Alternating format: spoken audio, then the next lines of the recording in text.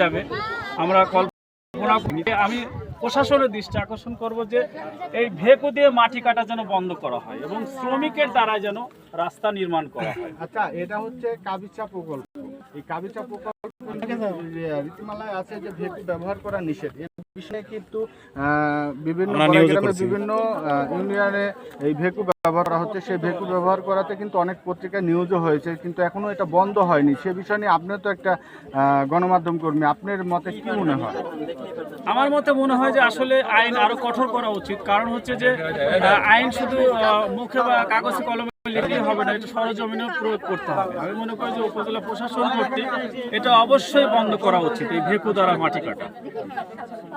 কারণ এতে করে আমাদের কৃষি ফসলের জমি যেমন একদিকে ক্ষতি হচ্ছে, তেমনি এই যে একের পর এক দুর্ঘটনা ঘটে, ভেকুর নিচে পড়ে শিশু মারা যায়। অনেক সময় দেখা যাচ্ছে যে আমাদের 3 ফসলি জমিগুলো হারিয়ে যাচ্ছে। আমি মনে করি যে আসলে কঠিনভাবে এই ভেকু বন্ধ করা উচিত এবং প্রশাসনের সুদৃষ্টি দেওয়া উচিত বলে আমি মনে করছি।